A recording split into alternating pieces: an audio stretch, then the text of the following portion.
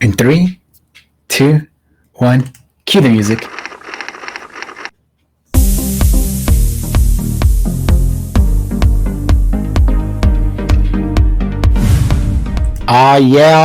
Yeah. Welcome to a fresh new episode of the Fitness Avengers, where we fight fat, frustration, and fitness fakes. I'm your host, NASM Master Trainer Tony Ariola from TotalBodyProject.com, and I'm on a personal mission to help simplify fitness for you. How's COVID treating you? Hard, right? Like everybody, we're probably struggling. And what makes it harder is when you walk by and you see those delicious, scrumptious cookies that your future brother-in-law got delivered. Thanks, Ryan, by the way. Those are awesome. They're delicious. But it got me thinking, how do we fight those cravings when we don't? It's good to have a cookie once in a while, but I mean, let's be honest, I wanted to eat the whole thing right away. So on today's show, we're going to talk about how to fight these temptations, how to not necessarily avoid the cravings, but what to do when the cravings come, and what are the proven strategies? What does the data say? And surprisingly, some of the answers you're going to find quite interesting. We'll have our Ask the Trainers segment, which is about alcohol, so it should be a good one. And I'm going to give you a sneak peek into my new online coaching program that I'm going to hopefully release at the end of this month to help combat this COVID madness, because it's crazy, guys. Remember, I stay out there. I just had, you know, trouble with COVID. Some of my clients not doing so well, and stay safe. It's a difficult time out there. Everyone's situation's a lot different, but stay safe, be mindful, wear your mask unless you're at home filming a show. Be responsible, stay safe out there. So, what's the first thing to do when you get a craving? Drink water. So, the brain's about 80% water. Most of your body, but your body's about 70% water. So, a lot of times the body confuses thirst with hunger. It doesn't register any different. So a lot of times when you're thinking that you're hungry, you might actually be thirsty. A best practice is to make sure that before you're thinking, I kind of want those chips, or I want a bite of this, ask yourself, am I thirsty? When's the last time I drank water? And the best way to do it is by obviously going to the restroom and checking the color of the urine. Clear pee means healthy me. Clear pee means healthy me.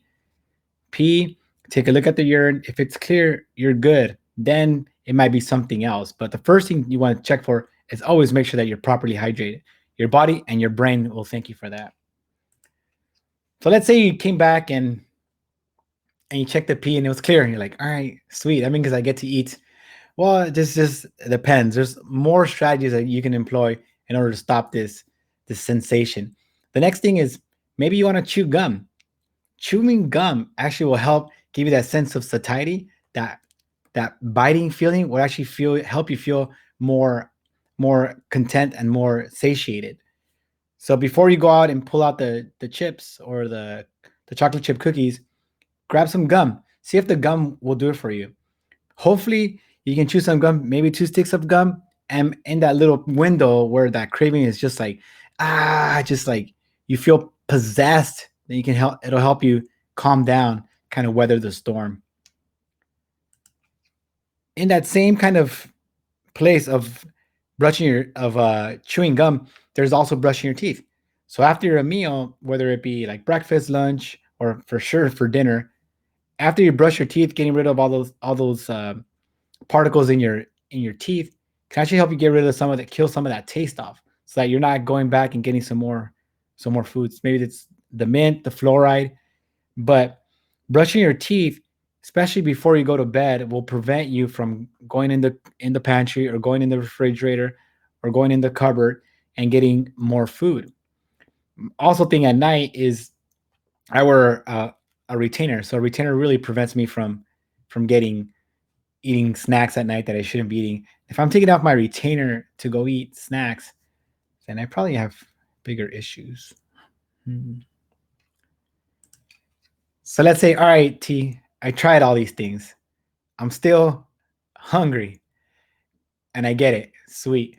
So now let's figure out if you're really hungry or you just want to snack and just go nuts. Snack and go nuts, I get it. That's in a different talk. We'll talk about that later. But if you're really hungry, find healthy substitutes.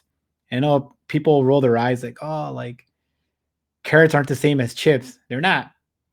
One's carrots and good for you, the other ones are chips and not good for you. Obviously, they're not the same. But what if you're hungry? What are you craving? Is it something cold? Is it something crunchy? Is it something salty? Or is it something sweet? Of all those four things, figure out which exactly you're craving and then find a replacement that fits that. So if you're missing the crunch, instead of chips, you maybe can have some carrots with a little bit of hummus. If it's more of like the cold, then you might want to go with a popsicle instead of ice cream. Whatever it is, you really want to find those healthy alternatives, those substitutes that'll really help you not only fight that food craving that you're getting, but also find healthy substitutes so that you can stay in line and move closer and closer towards your goal. Because nothing feels worse than you know executing all day. You got your steps in, you got your water, you logged your food, you're just on fire, and then at night you just blow it because you can't control it. Those cravings just overwhelm you, and you just are there with the ice cream, just like knocking it out. That just feels awful. But if we can find substitutes, maybe it's skinny pop, maybe it's popsicles, whatever it may be, you really want to find what works for you. And if you couldn't find like a healthy substitute and you really want like that junk food, quote unquote junk food, is eat something healthy first. Like if I really want a cookie and I'm like, oh, dude, you don't understand. Some days I have to have, they call it Friday, right? Donut Fridays. Everyone loves to have donut on Fridays. If you're really craving a donut and you're hungry and you want one, eat something healthy first. Have a banana, have an apple slice, maybe some cherry, something that's good not only for your body, for your waistline, but also for your brain. Your brain, your stomach is connected to your brain. So while your body, while your brain is only 3% of the weight, it actually accounts for 20% of the nutrients. So if you don't take care, if you don't feel right, you don't give yourself the right healthy foods, fruits, vegetables, your brain's not getting the right nourishment. What that means is that you're going to be a lot slower with your thinking, processing is going to be a lot slower, and you're really going to suffer on a different type of scale. So if you're hungry, have an apple. And after the apple, if you want the donut, then have the donut. Now, once you decided to get a snack, say, oh, we tried all this, like, oh, T, I tried all this. You don't understand. It's a rough day. You don't understand. COVID's been crazy. I'm in quarantine. My kids are going to have to be homeschooled. The world's going to end. Got it. And you still want your chips? Have a small portion. That's why they have those little snack packs, those little fun packs. But the key to those with those is to have one snack pack. 3 snack packs, not so much. That kind of defeats the whole purpose. You might as well just be eating out of the bag. But get a snack pack. And some of the best practices when it comes to snack packs is after you eat this, eat one, put it down so you can see it. If you eat another one, put it down so you can see the wrapper. Now you can kind of start counting how many you've had, as opposed to just throwing the wrappers away and not seeing anything and starting all over. We want to make sure you have visual reminders of how many snacks you've had. And when you're having these things, these different types of foods that you typically don't have, that are sweets, that are more of on the treat side, what you really want to be thinking about is slowing down. Slow down a lot. Like if you're gonna have ice cream, don't just like scoop it up, and not even taste the ice cream. Take your time, really pause all distractions, and really hone in on the ice cream, and really enjoy it. And enjoy the texture, how cold it is, the richness. I don't know if you can smell ice cream. I'm not a big smeller, but if you can smell the ice cream, smell it. But the whole point is to really just take that moment and really savor each moment so that you eat less, because if you eat too fast, you won't get it, your brain won't get a chance, your brain won't get a chance to register the food, so you end up eating a lot more. And a lot of times with my clients, some of the coaching is just to eat slower. And you'll be surprised how difficult this is. But it really helps because it helps you find that sense of satiety, that sense of fullness, and it lets your body be kind of like the real gauge as far as like if you're full or not. So once you can listen to your body, then you can trust yourselves with a lot more variety of foods. All right, it's emoji party time. Woo! Yeah, high five. How do we do COVID elbows now? So if you're in here live, thanks for jumping in. Make sure you say hi and let me know in the comments what foods you struggle with. What cravings that you just have. I'll tell you mine. Everyone knows what, at least if you're around me, like cookies and cream, ice cream. I'm a like fall slave to that. Doritos, love those guys. So those are my kind of like my kryptonite. And so put in the comments what your kryptonite is. I love to hear that. I'm sure it's gonna be all over all over the spectrum. And I'm gonna tell you guys some of the best advice that my professor gave me. So knowing that I can't control myself with ice cream, I mean I've told my clients numerous times that if you give me a whole like I don't know what those are, half pints, the big box of ice cream, I'll eat the whole thing because I have no self control. I just love ice cream. Maybe because the way I grew up, we didn't really have ice cream that much. So whenever we got some, me and my brother and my sister would have to fight to get the ice cream. So you got up in the middle of the night to eat the ice cream. So maybe that's why I'm obsessed with ice cream. But I'm gonna give you some of the best advice that my professor in physics back in college gave me. He said, "Don't be stupid." Don't be stupid, which is genius. If I know that I can't handle ice cream, why would I buy ice cream? If I know that I can't handle chips, why would I buy the big bag of chips? That's just being dumb. That's just setting myself up for failure. What you want to do is habits that you want to change, you want to make those things hard as possible. If you need to put beer, put them in the cupboard so they're warm.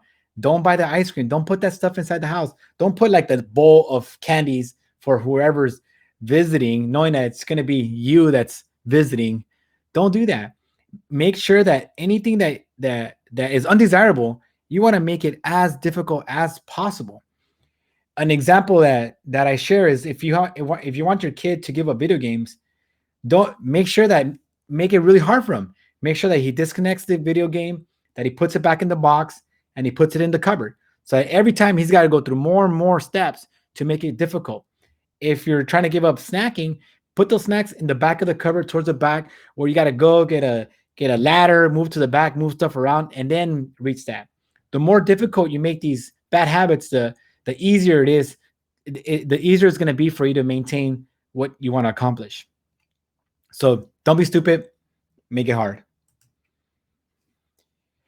Now, all this is all good practical advice. It all works. I've used it numerous times with a lot of my clients, but sometimes our feelings get in the way, and this is normal, especially now in times of high anxiety, high stress. Our feelings kind of take over, and we feel stressed, anxious, overwhelmed. And so you really want to break down exactly how you're feeling and why you're eating. If you find yourself just eating stuff, are you bored? Are you upset? Did you get in a fight with somebody? Did somebody in on Facebook send you a troll message? Whatever upset you, figure that out first, because the food might not be the outlet. You might just need to take a walk, do some deep breathing, maybe get a little bit of exercise, write in your journal, something to help you contend that feelings, because it might not be food that's the answer for you. Kind of the same kind of realm is environment. Who's around you? I remember before. Remember they used to have these things called movie theaters. I know it was a long time ago, but we used to go to movie theater, and then inevitably, I would always want to eat popcorn, which is weird. I don't typically crave popcorn when I watch a movie, but at the movie theater, that environment triggered this reaction of me wanting popcorn. You go to a ball game, or before when we used to go to sports games, you would get a hot dog at the baseball game. You have all these different triggers from this different environment. Maybe you go to your tia Juana's house and she always makes enchiladas, and so now you're like, oh, I have to have enchiladas. Pay attention to who's around you and where you are, and if you really want that food. And if you want that food, just be mindful. If you have some type of goals, then be mindful and be respectful, because remember, there's no such thing as cheat days, or nothing. That calories always count no matter what. I don't care what anyone tells you. The last strategy is something I'm getting used to. Some of the newer research is showing that habituation actually does a good job of helping you minimize what are so-called restricted foods. And this is an interesting topic. It's based on the law of diminishing returns, which basically I'm giving you a lot of nerd talk, which says that if you do something repeatedly enough, it loses value.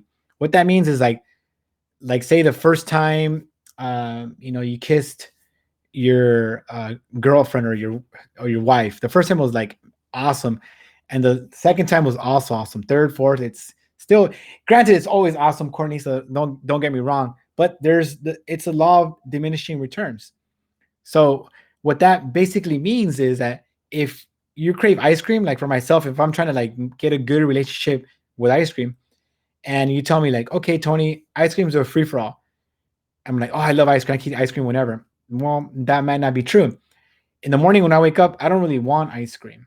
At lunch, I don't really want ice cream either. I actually want ice cream at night after I had like my meal as a kind of like a snack when we're watching like maybe a movie. So what the habituation means is that you want to put yourself in that situation and not restrict certain foods, because restriction actually leads to overindulge. And I found that it also happens with myself. If when I restrict, like say ice cream too much, I tend to just go nuts and eat the whole thing, versus taking a healthy serving and then taking my time and really enjoying each bite of ice cream and being really satiated. I mean, but as good as a gallon of ice cream sounds, after a while, it does really not taste the same. And I tend to do that usually when I hit my goal. So every 3 months, I reward myself by messing up my goal and starting all over. So our ask the trainer questions. This is a good one. What about alcohol? And on any fitness program, you always want to make sure to find out what your goals are. If you're trying to do like a weight loss goal, which almost all of us can stand to lose a few pounds, is you want to make sure that the calories of alcohol first are accounted for. So tend to stick to your lighter drinks, lighter beers, your less sugary drinks, more of like the harder stuff, things like that. What I found though as a problem with alcohol is not so much necessarily the alcohol that's the problem, it's the intoxicated decisions. Now I'm not talking about just like like DMing an ex or doing anything dumb like that. I'm talking about what you do in the fridge or passing by Del Taco, Jack in the Box. I mean, those guys that's their business model, is just going after drunk people at night. So I find that when people are drinking, they tend to eat more because they're buzzed, they're just impaired. So as long as you account for that with your alcohol, I think you'll be fine. And then go work out when you're hungover. So you got to make sure you make up for it. All right, now I want to go ahead and take some time to show you a little bit of how my online training program works. I'm super excited. I've been testing this for about 2.5, 3 years. I got some clients in there that are like in the beta test, but now things are really starting to go. My newest clients are really starting to see some great results. In fact, I got one of my clients that's been with me since the beginning who's lost 42 pounds. I'm not going to show you his stuff today, but I'm going to show you just kind of the backside of how this thing works. So let's look and see how this shows. All right. So here you can see Yvette's dashboard. And basically, when she logs in, she'll have her things to do for the day, her steps. We can always see her progress, sleep, weight, and over here on the right are all the things that she needs to get done throughout the time. When we go to our goals and habits, I can actually see what we're working on. So we had a meeting day before yesterday, and we're talking about getting her step count up to like 8,000 steps and keeping that sleep at least 7 hours, which is great. She's got to do some crib training, so that we'll see how that goes this next week. Here you can see her program, how it's laid out, and then each one has all these workouts. So you can see the awesome thing is that you're gonna have these workouts all with correct form. You'll have this little dude right here coaching you along the Feet way hip joint to make sure apart. that you're doing Bring the everything hips properly up. and Abs that you don't tight. hurt We're yourself. gonna roll So you heel have a to variety of toe, exercise. keeping the abs But what I tight, always found with keeping the training hips programs up, is that people don't nice and fail controlled. because they don't have enough exercises. You can just Google that. People fail because they don't have the accountability. So when we look at Yvette, we say, okay, let's see how, how's your work doing. We check in, and then We see, hey, Yvette, are you Hi getting the Yvette, work done? Are happy you not Saturday. getting the Hope work done? you and your family. And then what are our challenges? How can we improve this next week? So Yvette's on fire right now. We say hi. Hey. That's gonna be real time too. So she's gonna be like, "What are you sending me this message?" But now you can kind of see how the program kind of works. And the program has so far has been it's been awesome for myself and it's been awesome for my clients. Some of my clients that I train live actually just went to the online version. So I'm going to release this pretty soon. I'm looking for about 20 clients that are tired of this COVID thing because enough is enough. It's been month 4, I think now we're in quarantine and we don't know when this thing's going to open up. I get that. It sucks. COVID sucks. It's been a problem. The pity party is over. Now it's time for us to make a decision and it's time to make a change. And 2020 can either be a void in your life or it can be the time we stepped it up and turned around and got things going in the right direction. There's a quote that I've been kind of living by for the last 2 or 3 weeks, which is a pessimist complains about the wind, an optimist is an optimist expects it to change, and the realist adjusts the sails. And I believe that was William something or other. I was a pretty good quote, so I should remember the guy. But what I want to challenge you and challenge myself is what are we going to do with the situation that's been given to us? It's not our fault, yeah, but we're in it. So now let's do the best that we can. Let's draw a line in the sand. Let's get back to our fitness, get back to our health, and let's take care of ourselves. And let's make 2020 count, guys. What do you want to come out of this COVID time? What do you want to get out of this time? If you want any extra help, jump on my Facebook group. We're growing all the time, and it's a good tight community where we help you get the best of yourselves. Thank you guys so much for tuning in. I really appreciate your support, your love. Know that my purpose is to bring you health and happiness. Stay safe out there. Stay healthy out there, guys. Stay motivated and keep moving in the right direction. Don't let 2020, don't let COVID ruin everything in your life. Don't let it. Stop it. Take care of yourself. Take care of your health. And I'll see you on the skinny side. Ding, ding, ding. Where's the music? Ding. Just pretend there's music. Ding, ding, ding, ding, ding, ding, ding, ding.